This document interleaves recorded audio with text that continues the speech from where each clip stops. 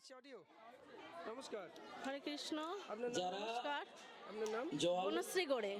অযথা নষ্ট করছে। আপনার স্বামী আপনার কথা বলছিলেন, আপনি নাকি খুব সহযোগিতা করেছেন, পাশে থেকেছেন, খুব আপনার কথা বলছিলেন। তা আপনি বলুন যে আপনার স্বামী এবং আপনি মিলে এত বড় অনুষ্ঠানটা করছেন এবং আপনার ভাসুর মশাই আছেন, মানে আপনার স্বামীর দাদা, শুনে খুব ভালো লাগলো যে ভাই ভাইয়ের পাশে দাঁড়ালে, একজনের পাশে দাঁড়ালে আরেকজন যোগ করলে 2 হয়, কিন্তু অনেকে বলে 11 জন হয় নাকি, 11 জনের শক্তি পাই। তা আপনি আপনার চিন্তা ভাবনা কেমন, কি হলো? হরে কৃষ্ণ। সর্বপ্রথম জানাই আমার গুরু পাদ পদ্ম ভক্তি বেদান্ত পূজ্যপাস তীর্থ গোস্বামী মহারাজের চরণে দণ্ডবাদ প্রণাম। আজকের আমাদের যে গুরু মহারাজ, এই যে গুরু মহারাজ নবদ্বীপ ধাম, উনি ইন্ডাস্ট্রিজ, মানে উনি নবদ্বীপের টোটাল যে ইন্টারন্যাশনাল ছিলেন উনি। আর সেই গুরু মহারাজ আমাদের মতন এই অধমদের কৃপা করে গেছেন। এই হেলেকাছি গ্রামে ওই মহারাজের যে চরণধুলি পড়েছে, তাই এই মহারাজ আমাদেরকে কৃপা করেছেন। আর সর্বপ্রথম বলে রাখি যে আমাদের যে এই গুরু মহারাজ সর্বপ্রথম ফার্স্ট করেছিলেন আমাদের এই গ্রামের আমাদের গুরু দাদা দেবপ্রভু আর সত্যপ্রভু, এনারাই প্রথম বীজ। আর আমাদের প্রথম হচ্ছে শ্যামপ্রভু হচ্ছে আমাদের ফার্স্ট। তারপরে ওনার থেকেই শুরু হয় আমাদের দেবপ্রভু আর সত্যপ্রভু। এই দুজনের থেকে শুরু হলো। তাই গ্রামে গ্রামে একটু করে হরিনাম বিলাতো। আমরা তখন ভয় পেতাম, ভাবতাম যে এনারা কি করে, আর আমরা গেলে হয়তো আমাদেরকে এরা বকবে, তাই আমাদের একটু ভয় লাগতো। তবু আমরা যেতাম, ওনাদের পিছন পিছন ঘুরতাম। তা দেখলাম না, বেশ তো ভালো লাগছে। রাখতে রাখতে এরকম করতে করতে একদিন মহারাজ, আমাদের যে গুরুবর্গ, মানে আমাদের গুরুদেব পূজ্যপাত তীর্থ গোস্বামী মহারাজ, উনি আমাদের গ্রামে প্রথমেই আসে। তখন এই সাধু সঙ্গ করতে করতে গুরু গোবিন্দের কৃপা হয়। তা আমাদের এই যে গুরুদেব এমন একজন ছিলেন, শুধু যে গুরুদেব তা নয়, মানে এতটাই ভক্তদেরকে ভালোবাসতো, এনার ভালোবাসা আমরা কখনো কল্পনা করতে পারবো না। হ্যাঁ, ভক্তকে যে ভক্ত ভাবতো, শুধু তাই নয়, ভক্তকে নিজের ছেলে মেয়ে ভাবতো, খুব ভালোবাসতো। তাই গুরু গোবিন্দের কৃপাতে আজকের এই অনুষ্ঠানটা করা সাহায্য হয়েছে। আর সর্বপ্রথম জানাই, আজকে যদি আমার গুরুদেব থাকতো প্রচণ্ড খুশি হতো। আজকের আমার গুরুদেব নিত্যলীলায় প্রবেশ করেছে। গুরুদেব হয়তো সশরীরে নেই, কিন্তু গুরুদেব ওখান থেকে দেখছে। আমার এটাই বলার ইচ্ছা যে আমার গুরুদেব কৃপা করুক যেন এই অনুষ্ঠানটা আরও ভালোভাবে হয়। আজকের শুধু তাই নয়, সমস্ত বৈষ্ণবীরা কৃপা করেছে। মানে আমরা তো বিভিন্ন জায়গায় ভিক্ষে করেছি, আর একমাত্র এই যে অনুষ্ঠানটা হচ্ছে পুরোটাই ভিক্ষে করে করছি। আমি 1 বছর ধরে ভিক্ষা করেছি, কোথায় না যাইনি। আমি এমন এমন জায়গায় ভিক্ষা করেছি যে মানে খুব কষ্টদায়ক ভিক্ষা, বর্ষাকালে ভিজে ভিজে হলেও ভিক্ষা করেছি। কিন্তু শুধু গুরুদেবকে স্মরণ করেছি, গুরুদেব আপনি তো আছেন সঙ্গে, আপনি আমাকে পথ দেখান, আপনি অন্তত আমাকে কৃপা করুন যেন বর্ষায়ও আমাকে কেউ ভিক্ষা দেয়। তা সেই গুরুদেব কৃপা করেছে বলে আজকের এই অনুষ্ঠানটা করার সাহায্য হয়েছে। সবথেকে আমি খুব খুশি যে আমাদের মনের ইচ্ছা ছিল যে আমাদের মতো এই রকম গুরু মহারাজ যে এই হেলেগাছি গ্রামে এসছে, আর সেই গুরু মহারাজের শিষ্য হয়ে আমরা এতটাই অধম যে আমরা কি ভাগবত করতে পারবো না। এত জায়গায় আমরা যাই ভাগবত দেখতে, খুব আশা হয় যে এই রকম ভাগবত পাঠের আসর যেন আমাদেরও গ্রামে হয়, কিন্তু আমাদের সামর্থ্যের মধ্যে নেই। কিন্তু সাধারণ মানুষ যারা মানে সাধারণ ভক্ত, তারাও আমাদেরকে ভিক্ষা দিয়েছে বলে এই অনুষ্ঠানটা হয়েছে। আমরা কিছুই না, আমরা একদম কিছুই নয়, শুধু লোকের কাছে চেয়েছি মাগো 2টো ভিক্ষা দাও, যা চেয়েছি তার থেকে তারা বেশি দিয়েছে, তাই এই অনুষ্ঠানটা করা সাহায্য হয়েছে। না তো আমরা কিছুই নয়, আমরা মানে পারার ক্ষমতা আমাদের নেই। শুধু আপনারা কৃপা করুন যেন এই অনুষ্ঠানটা হয়। আর আমাদের যে গুরুদেব, ইনি তো কোনো সাধারণ মানুষ নয়। হ্যাঁ, ইনি হচ্ছে সখী, রাধারানীর পরম সখী উনি। তা গুরুদেব সশরীরে হয়তো নেই, কিন্তু গুরুদেব এখানে আছে স্বয়ং উপস্থিত। আর এই যে রাধাবল্লভজি মহারাজ, আচার্য মহারাজ, ইনি বলেছিলেন তোমরা কি অনুষ্ঠান করবে, অনুষ্ঠান করার আগে ওখানে যে মাঠটাতে ভাগবত হবে, সেই ভাগবতের মাঠে যারা স্বয়ং প্রভু জল অপচয় করছো বলদেব তাদের প্রভু, কাছে বলদেব প্রভু আমার আর রাধা করজোড়ে অনুরোধ, পৌঁছে গেছে। জল তোমরা অপচয় অনুষ্ঠান করবেন করার না। কেউ নয়, তারা দেখছে মাঠটা কিভাবে অনুষ্ঠান করা যায়, তোমরা খালি করে যাও, লক্ষ্য তিনি ভেদ করবে। তা আজকে সেই রাধাবল্লভ দাস বাবাজি মহারাজ উনি কৃপাও করেছেন। তাই মহারাজ যেহেতু আচার্যগণ, তো উনি নিজে মুখে এই কথা বলেছে, যার কারণে হ্যাঁ আমরাও মনের জোর পেয়েছিলাম যে ঠিক উনি বৈকাল 4 বৃন্দাবন ঘটিকায় উনি রাধাবল্লভ দাস বাবাজি আমাদের মহারাজ যিনি মহারাজ ভাগবত কথা শুরু হয়ে যাবে। যে মুখে এই কথা বলেছি, নিশ্চয়ই আমাদের এই অনুষ্ঠান সাকসেস হবে। হ্যাঁ, আর আমার স্বামী অনেক দিনের আশা ছিল, উনি বলেছিল যে আমি তো ওই অনুষ্ঠান করব, কিন্তু আমার তো ক্ষমতা নেই, তুমি যদি সাহায্য করো অবশ্যই এই অনুষ্ঠান হবে। তখন আমি বলেছিলাম অবশ্যই করব, কেন পারবো না, দুজনে আমি যদি তোমার ভিক্ষে করে দিতে পারি তাহলে কি অনুষ্ঠান হবে না? তখন বলে তাহলে করো। সেই আগের বছর দোল পূর্ণিমার পরে যে পরিক্রমা করে এসেছি নবদ্বীপ, তারপরে এসেই আমি ভিক্ষায় বাড়িয়েছি, প্রত্যেকটা দিন ভিক্ষা করেছি। আর প্রত্যেকটা দিন 2 টাকা 1 টাকা করে গুনে গুনে গুনে গুনে উনি সেই রেখে রেখে রেখে রেখে নোট করে, নোট থেকে 500 1000 করে করে করে করে সঞ্চয় করে করে রাখে। তা রাখতে রাখতে একদিন অনেকটা পরিমাণ হলো, তখন একটু মনে জোর পেলাম। আর সর্বপ্রথম বলে রাখি যে মানে আমার গুরু দাদা, আমাদের যে প্রভু প্রভু তোমার নাম কি, ভূপতি প্রভু, উনি হচ্ছে আমার গুরু দাদা। আর আমাদের অতসী মাতাজি, হ্যাঁ, আর আমার মা সাধনা রায়, এই 3 জন মানুষ আমাদের প্রচুর সাহায্য করেছে। বর্ষায় খুব কষ্ট করে ভিক্ষা করেছে, প্রচুর কষ্ট করে। তার মানে এখানে একটা জিনিস বুঝতে পারছি যে ওনার কথা শুনতে শুনতে হারিয়ে যাচ্ছিলাম, যে আমি ক্যামেরার সাথে এসছি। উদ্যমেন হি সিদ্ধন্তি কার্যানি নো মনোরথ নো হি সুপ্তস্য সিংহস্য প্রবিশ্যন্তে মুখে মৃগা। উদ্যমের দ্বারাই সব কিছু কাজ সম্ভব হয়, আর এটাই আমাদের সংস্কৃত শ্লোক। এবার আমি একটা কথা জানতে চাইবো যে আস্তে সবই হবে জানান, আমি একটা কথা জানতে চাইবো যে যারা এখন ভাগবত প্রাঙ্গণে আমরা তো দেখেছি এসে এখনো আমরা যখন করেননি, বিয়ে বাড়ির ছবি করি অনেকের অ্যালবাম দেওয়া শেষ হয় না, আমাদের ভাগবত প্রাঙ্গণে এসে প্রসাদ গ্রহণ করুন। অ্যালবাম দেওয়া শেষ হয় না, ডিভোর্স হয়ে যাচ্ছে, এইরকম খবর আসে আমাদের কাছে। বৈকাল 4 তো সেই ঘটিকা বিয়ে থেকে বাড়ির মানে ভাগবত বিয়ের কথা স্বামী স্ত্রীর শুরু হবে। সম্পর্কটা বলছি আর কি। তাই এখানে আমরা আপনার এই এত প্রসাদ সুন্দর বিতরণী বন্ধন, অনুষ্ঠানটা এত সুন্দর বন্ধন আর বেশি কিভাবে দীর্ঘায়িত সম্ভব হলো করব আপনাদের না। স্বামী স্ত্রীর মধ্যে? শুনুন, প্রথম বলে রাখি আমার বাবা যত তাড়াতাড়ি সম্ভব কিন্তু আমার স্বামী কিন্তু আপনারা এসে খুবই গরিব। তা আমার ভাগবত বাবা ফায়ার প্রাঙ্গণে ব্রিগেডে এসে চাকরি করতো। প্রসাদ গ্রহণ করো। বাবা বলেছিল কি যে আমি ওই ছেলের সঙ্গেই তোকে বিয়ে দেবো। তা প্রথম বাবা যখন বিয়ে দেয় আমার মা খুব একটা রাজি ছিল না, আমার বর তখন গরিব, তো অল্প পয়সা মাইনে 2000 টাকা মাইনে। আর আমার বাবা কি করতো, ফায়ার ব্রিগেডে চাকরি করে, বুঝতেই পারছেন সরকারি চাকরি করে কতটা মাইনে। বাবার খুব পছন্দ ছেলে হিসেবে, যে ছেলে খুব ভালো। তা মার কিন্তু পছন্দ হয়নি প্রথম, মা বলেছিল না ওই ছেলে হলে কি করে সংসার চালাবে। তা আমার বাবা একাই খালি মা রাজি, ওই ছেলের সঙ্গে আমি তোকে বিয়ে দেবো। তা বিয়ে হলো, তখন তো আর এরকম নয় যে ফোনে ফোনে কথা হবে, আগে কেউ কারোর দেখা দেখি হবে, এরকম নয়, বাবা মা যেটা দেবে সেটাতেই বিয়ে হবে। তা আমারও সেটাই হলো, বাবা যা দেখে দিয়েছে সেটাতেই বিয়ে হলো। তা আমার স্বামীও সেই সাথে, উনি প্রথম নিরামিষ খেত, উনি মাছ মাংস পছন্দ করতো না, কিন্তু আমি তো সে বাড়িতে খেয়ে এসেছি, আমার অভ্যেস পাল্টায়নি। তারপরে ধীরে ধীরে উনি খুব একটু গন্ডগোল করতো, দেখতাম উনি খায় না, আমি কি করে খাই, একটা খারাপ লাগতো। তারপরে একদিন উনি বলে চলো না আমরা একাদশী করি, হ্যাঁ ভগবানের পথে ধীরে ধীরে যায়। আর আমাদের যেই গুরু মহারাজ উনি যে এই অঞ্চলে এসছে, তখন ওই সাধু সঙ্গ করতে করতে না ওই গুরুদেবের আসল জায়গাটা আমরা পেয়ে গেলাম, যে আমরা তো মনুষ্য জীবন ভুলই করছি, মনুষ্য জীবন কিন্তু খাওয়া পড়া ঘুমানোর জন্য নয়। তা গুরু মহারাজ বলতো আমাদের গুরুদেব যে মানুষ হলেই যে শুধু খাবো ঘুমাবো আর বাচ্চা সন্তান উৎপাদন করব, সেই জন্য আমাদের জন্ম নয়। আমাদের মনুষ্য জন্মের আসল মুখ্য উদ্দেশ্য যে হরি ভজন করা।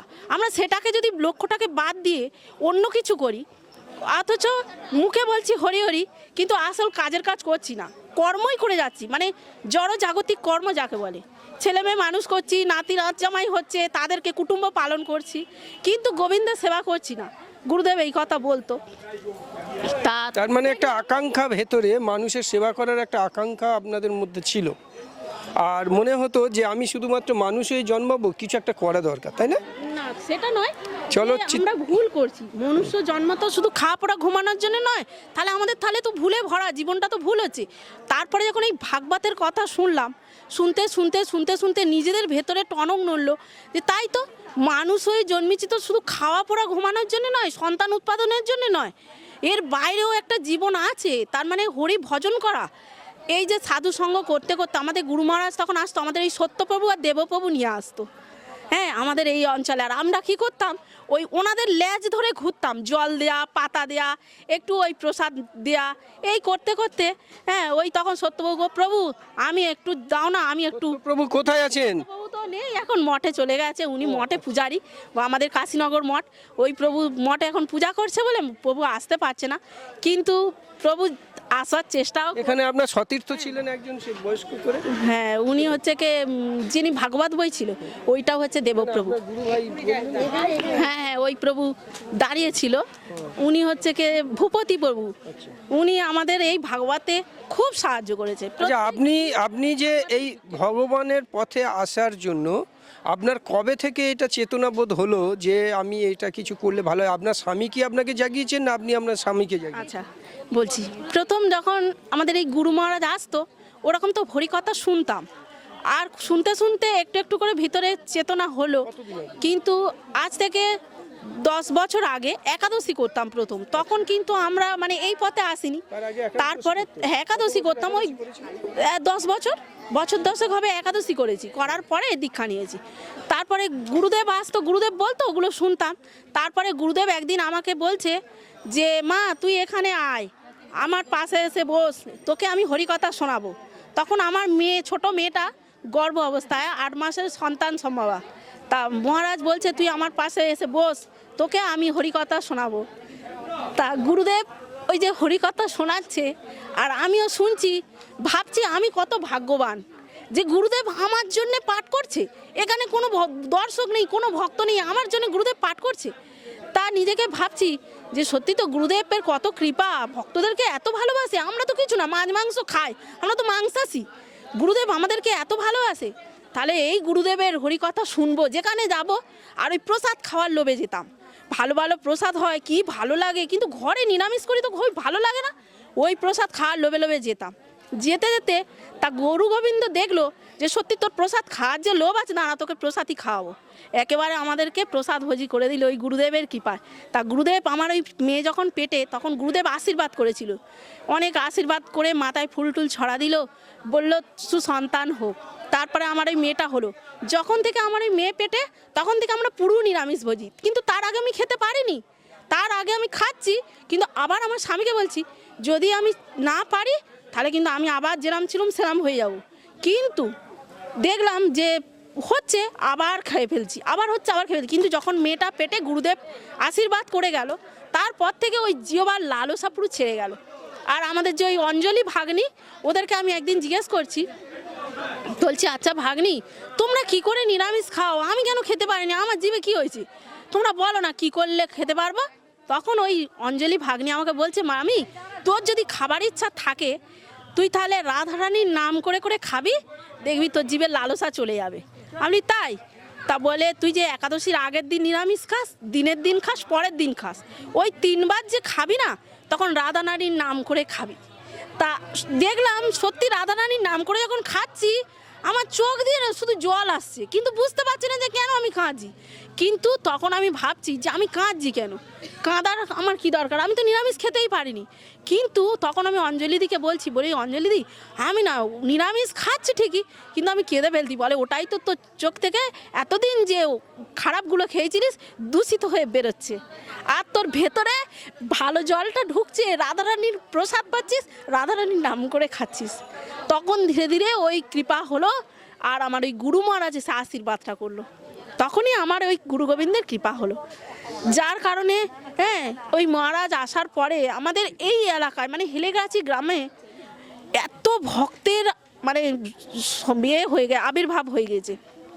ভক্ত প্রচুর হয়ে গেছে, যে যারা সবাই গোবিন্দের ভজনা করে। হ্যাঁ, আর আমাদের গ্রামে প্রত্যেকটা মানে সদস্য, প্রত্যেকটা গ্রামবাসী সবাই সবাই হেল্প করছে এই অনুষ্ঠানটা করার জন্য। কেউ টাকা দিয়ে, কেউ শ্রম দিয়ে, হ্যাঁ, কেউ অর্থ দিয়ে, কেউ দুটো চাল দিয়ে, কেউ দুটো ডাল দিয়ে, প্রত্যেকটা মানুষ সাহায্য করছে। শুধু তাই নয়, বাইরে যত দূরে মাদুকুরি গেছি অনেক মায়েরাও দিয়েছে। হ্যাঁ, অনেক মায়েরা তো জানে না, তারাও না জেনে আমি বলছি যে এই ভালো চাল দিচ্ছ, এই চালটা একটু আলাদা করে দাও, আমার গুরু মহারাজ আসবে খাবে, তা বলতে মায়েরা আরও বেশি করে চাল দিচ্ছে। তা মায়েদের মনে ভক্তি আছে, শ্রদ্ধা আছে বলেই মায়েরা সবাই দিচ্ছে। হ্যাঁ, তা আমি ভগবানের কাছে প্রার্থনা করি যেন তারাও আমাদের মধ্যে এই পথে আসতে পারে, কৃষ্ণ কৃপা যেন তাদেরও করে, গোবিন্দ যেন তাদের মনের লালসা ত্যাগ করে গোবিন্দের পথে আনে। হরি ছাড়া গতি নাই, ভগবান তো গীতাতে বলেই দিয়েছে, তুমি সর্বধর্ম পরিত্যাজ্য মামেকং শরণাং ব্রজ, তুমি সব কিছু ত্যাগ করে হরিনাম করো, তুমি আমাকেই পাবে। হ্যাঁ, ভগবান অর্জুনকেও তাই কথা বলেছেন, যে তুমি হচ্ছে কে অর্জুনকে বলেছে তুমি সব কিছু ধর্ম পরিত্যাগ করে তুমি আমার শরণাগত হও, হ্যাঁ, তুমি আমাকেই পাবে। তেমনই প্রত্যেকটা মানুষ শুধু অর্জুনকে জ্ঞান দিচ্ছে কিন্তু তা নয়, এটা সমস্ত মনুষ্য কুল, সমস্ত জীব কুলকেই উদাহরণ দিচ্ছে যে তোমরা সব কিছু পরিত্যাগ করে আমার শরণাগত হও। তবে মায়েদের কাছে অনুরোধ করব, অনেক মায়েরা তো দেখছি আমরা মাধুকুরি করেছি, অনেকে হরি ভজনও করছে, আবার অন্য ধর্মেও আছে। মায়েদের কাছে, তাদের কাছে আমি হাতে ধরে অনুরোধ করব, আপনারা যে পথেই যাই করুন, গোবিন্দের পথ ছাড়বেন না। হ্যাঁ, অনেকে নিজ ধর্মও করছে, আবার অন্য ধর্মেও যাচ্ছে।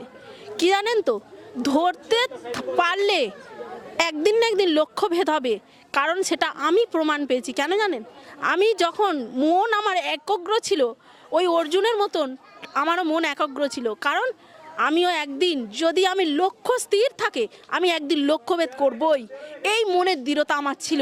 তাই আমি এত মাদুকুরি করেছি, যার কারণে আজকে গুরুদেব আমায় কৃপা করেছে। মায়েরা চেষ্টা করো, সবাইয়ের উদ্দেশ্যে বলছি, কেউ অন্য ধর্মে যেও না, নিজের ধর্ম শ্রেয় পর ধর্ম ভয়াবহ, এটা ভাগবতে আছে। নিজের ধর্ম শ্রেয়, স্বধর্ম নিধনং শ্রেয় পরধর্ম ভয়াবহ, তাই তো আপনি এই কথা বলছেন? হ্যাঁ, অবশ্যই। তা আমাদের এখানে অনেকে আছে এইটা, যে নিজের বাবাকে বাবা বলে না, অন্যের বাবা আবার ধার করতে যাচ্ছে, আছে, এটা সত্যি কথা, আমিও নিজের চোখে দেখেছি। কিন্তু আপনার এই উপলব্ধি আমরা স্টার প্রোডাকশনের তরফ থেকে খুব ভালো লাগছে যে আপনি এত সুন্দর করে কথা বলছেন, আপনার উপলব্ধি জানাচ্ছেন। ভগবান পঞ্চগ্রামের জন্য যখন পঞ্চ পাণ্ডবের জন্য গেছিলেন দুর্যোধনের কাছে, তখনও কিন্তু ভগবানকে কোনো একটা কারণে দুর্যোধন বাঁধার জন্য প্ররোচনা করেছিল, তা বাঁধতেও গেছিল, সৌভাগ্যক্রমে তারও কিন্তু বিশ্বরূপ দর্শন হয়েছিল, তখনও সে বুঝতে পারেনি যে ওটা ভগবান। তা আমাদের মধ্যে অনেক বড় বড় ভক্ত লুকিয়ে আছে, কে কী ড্রেসে আছে, কে কী পোশাকে আছে, কে কীভাবে লুকিয়ে আছে বোঝা যায় না। দুর্যোধন যেমন বুঝতে পারেনি যে শ্রীকৃষ্ণ ভগবান, সেই রকম অনেকের সামনে থেকে কিন্তু অনেক কিছু সরে যাচ্ছে, দেখতে পায় না।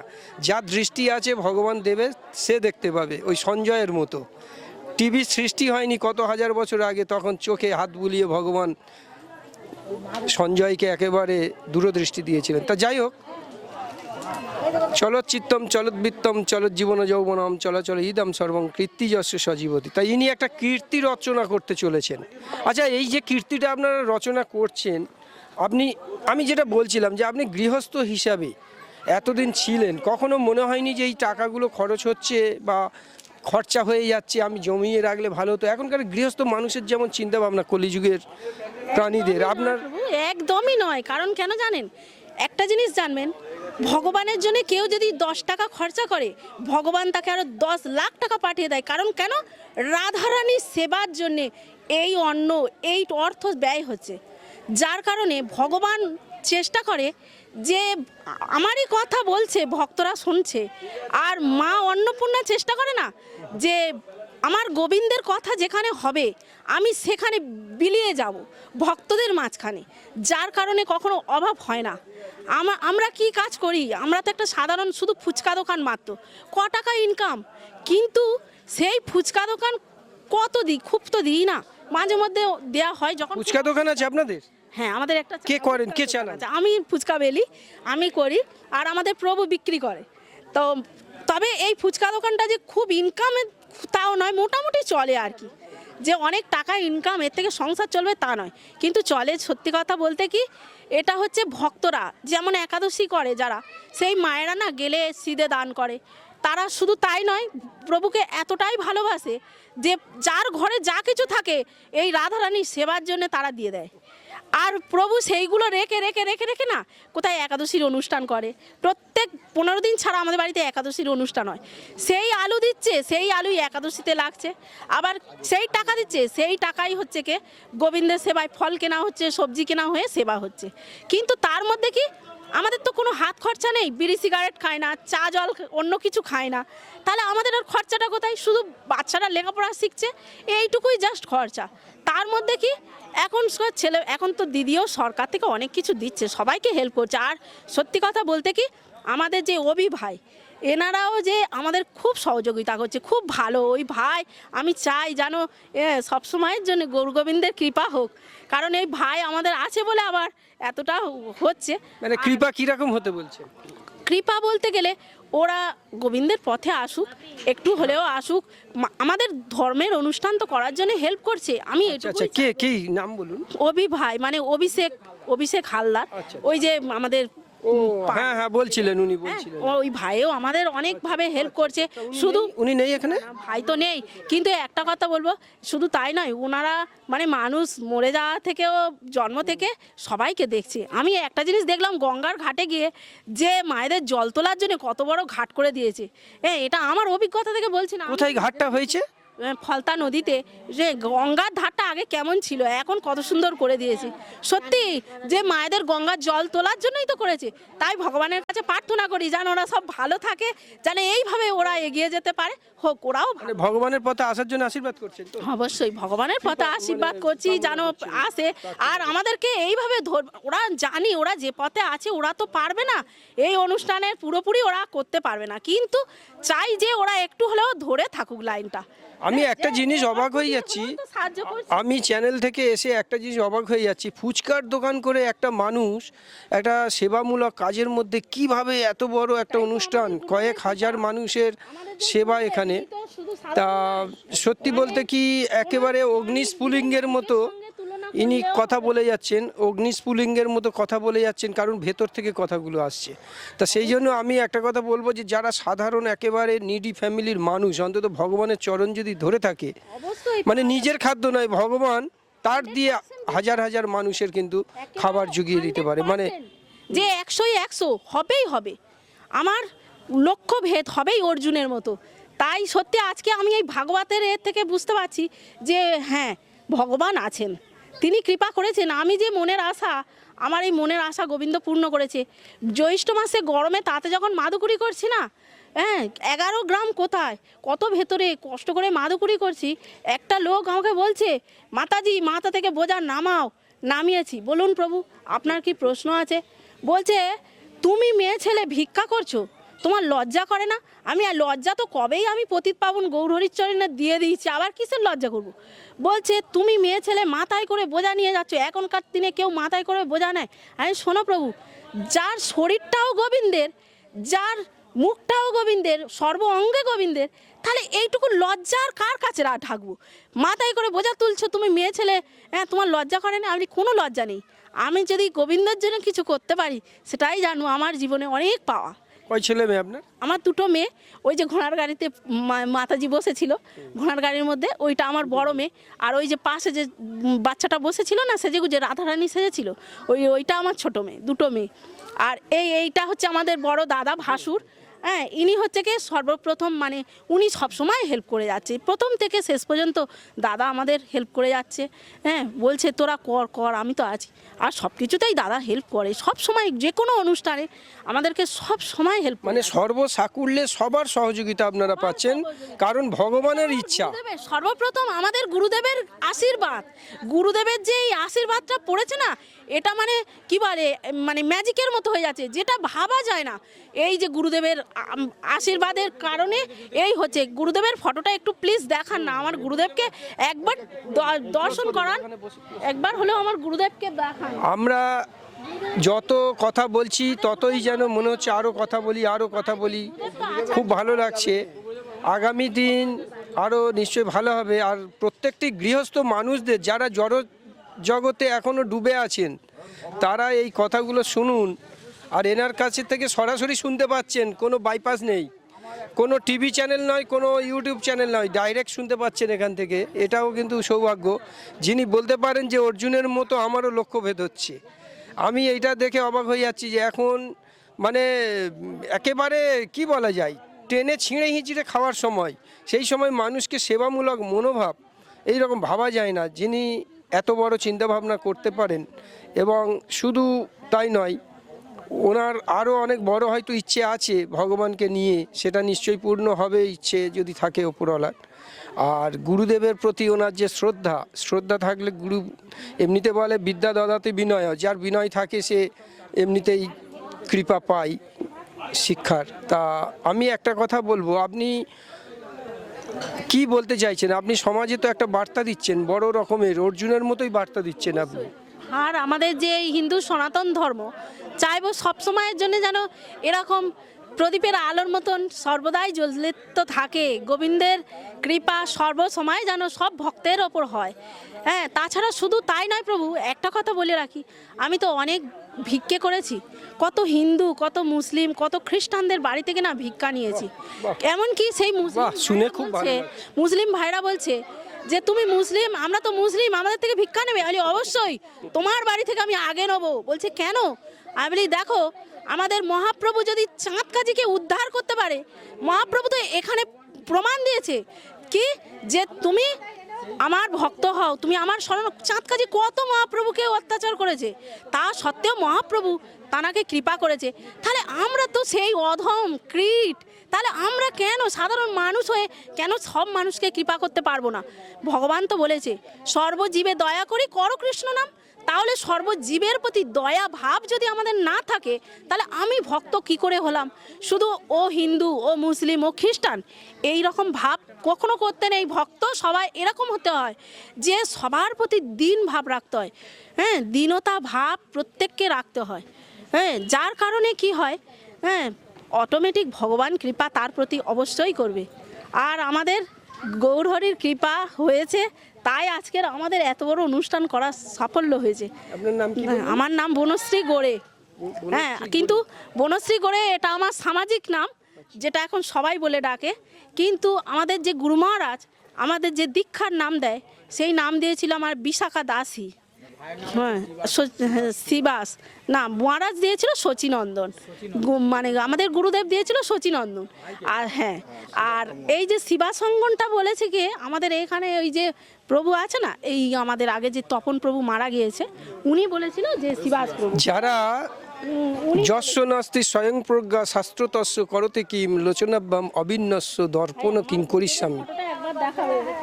অর্থাৎ যাদের নিজস্ব জ্ঞান নেই, যস্য নাস্তি স্বয়ং প্রজ্ঞা, নিজের জ্ঞান নেই, তাকে কিভাবে জ্ঞান জাগানো যাবে? এই যে সামনে আমরা এত সুন্দর একটা দেখছি, সনাতন ধর্মের মানুষরা ভগবানকে নিয়ে এত মেতে উঠেছে, সেখানে যদি অন্য ধর্মের প্রতি তার মনোনিবেশ থাকে, দুঃখ নেই, কিন্তু সে যদি ভগবানকে উপলব্ধি করার সুযোগটা পায়, সেই জন্মে মানে সেই জাতিতে জন্মগ্রহণ করে, সে কি করছে? অন্য জাতি বা অন্য ধর্মের প্রতি আকৃষ্ট হচ্ছে। এটা ন্যাচারালি কোনো ধর্মের লোকই কোনো ধর্মে যাক, সেটা আমরা চাই না। শুধু হিন্দু ধর্ম কেন, যে কোনো ধর্ম যারা যেখানে আছে থাকবে, কিন্তু যে যার ধর্ম সে তার করবে, কিন্তু নিজের ধর্ম কখনো ত্যাগ করতে নেই। দেখেন, যদি বলেন যে নিজের ধর্ম ত্যাগ করা, দেখুন জন্ম দিয়েছে আমার বাবা মা, যখন জন্ম দিল তার খেলাম, পড়লাম, বড় হলাম, বাবা মা বিয়ে দিল, মরে গেলাম। কিন্তু যখন এবার চিন্তা করুন, মরার পরে আপনার যখন না মানে সৎকার হবে, তখন বলবে কি যে বলো তোমার বাবার নাম কি? তখন কিন্তু সেই আপনার নিজের বাবার নাম বলতে হবে। বলুন আপনার গোত্র কি? আপনি তখন কি বলবেন? আপনি তো অন্য ধর্মে চলে গেছেন, আপনি অন্যের ধর্ম নিয়ে করছেন। কিন্তু গোড়ায় দেখুন, আপনার নাড়িতে যে রক্তটা লেগে আছে না, আপনার কিন্তু সেই সনাতন ধর্মের রক্ত। আপনি এবার কি ধর্ম মতে কাজ করবেন, এবারে বলুন, সেই ধর্মের জায়গায় আসুন, কি ধর্মে কাজ করবেন। আপনি যে এই ধর্মে আছেন, আপনি মারা গেলেন, কিন্তু যখন আপনাকে হরিবল দিয়ে তো নিয়ে যেতে হবে, কিন্তু আপনি এই ধর্মের মানুষ, শাঁখা পরছেন, সিঁদুর পরছেন, অথচ তুমি অন্য ধর্মে যাচ্ছেন, তখন আপনি যখন দেহ ছাড়বেন তখন আপনাকে কি বলে নিয়ে যাবে? হরি বলে নিয়ে যাবে নাকি অন্য কিছু বলে নিয়ে যাবে?